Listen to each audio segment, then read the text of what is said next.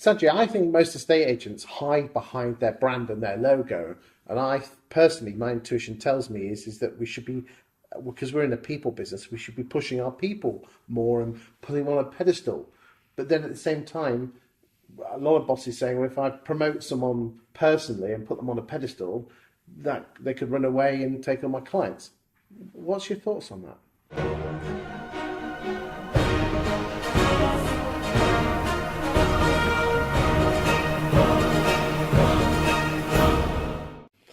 My thoughts personally, I've got no problem with it. I mean, I do that in my business. I'm not the face of my business. Natalie, she's the digital mayor in our town. So is Fran. Fran looks after the sales side. Natalie looks after the letting side. They've really embraced the digital mayor, and we've got the newsletters, everything going out. They run that business. They are the face of the business. If they walked away tomorrow and set their own business, no doubt they're going to, get people going to them. But I also am confident that my business, now 14 years old, has got some gumption, infrastructure, that it's going to stand on its feet. Well, you've created a culture, haven't you, that people want to belong, and I think that's. Do you think that is the key to it? Is that you've got to create like a gravity that people want to join, like a tribe? Yeah, I think you're right, because I have these conversations with these ladies. We all got LinkedIn, we're all exposed to it. They tell me every week they've got people trying to, offer them this, offer them that. You know what? They look at a whole host of things. It's culture, it's their own self-development, it's It's what not about else. money, is it? It's not money and fees in this business, right? Business owners think fees is the biggest thing for clients. It's not. And money for staff, it's not the biggest thing. Recognition is the number one thing. Reward and recognition, but recognition. If they are being recognised, if they're being developed and progressed, that is the number one thing. And I'm just trying to think off the top of my head now, a quote Branson has got, that if you, make your people, I can't even think of it off the top of my head. I think it says make them want to live. Yeah, make them that good that they don't want to leave is Yeah. simply what he's saying. And I think that really is very true. And, even with Branson, he talks about staff having their own rotas and holidays, and he's just left them to it.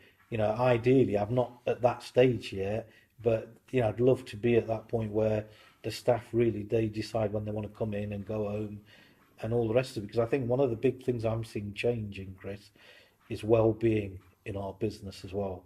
Again, in all my mentoring, well-being is something that really is a must, that we've got to change that culture in our business, where people are coming in. One thing I don't get in my head is, why are we still a 9 to 5 business? Yeah, because who does business 9 to 5? We certainly don't. Yeah, I hear so much even now, where we'll ring and mystery shop and people say, well, we can't do any viewings after 3. It's health and safety. I've never heard such nonsense in my life. So we're just not a customer-centric business still. Or necessarily staff-centric. No. And I think that's going to change. And I think that's change. Well, no, that's another thing that business owners over the next 2, 3, 4 years are going to find. They're going to lose their people because other businesses are being proactive and they're changing the way they look after their people, and people want to be attracted to that. If there's any business owners listening to this and they think that they're staring at a big hole, would you be happy to talk to them? I'm always happy. I've got How can they contact you? Call me up, email me. Again, my numbers. You've got my numbers. I'm happy to share. Just drop me a line. I'm on Facebook. They can find me on Facebook, on LinkedIn. Drop me a message. From my point of view, I want to help people, and I've got very clear ideas of where this sector needs to change. Why do you want to help people? What's in it for you? Well, I don't want to, I want to leave a legacy, and I want to be able to influence. I've found that that's one of my motivations. It's not about money. If I didn't work tomorrow, that wouldn't matter. My sort of lifestyle and whatever, that's taken care of. Yeah, I've made my money a long time ago. Okay, so money's not a driver for me. You know, I'm wanting to work with people that are passionate, that want to actually improve and make themselves better. And if I can help in that, that's really what I'm doing, and I'm doing that purely because I've had people do that to me. Cheers, mate. Right, last one. What's landlord farming done for your business? Landlord farming has been incredible for my business purely because what it's done is before we were chasing people. Now it's the opposite. People are chasing us.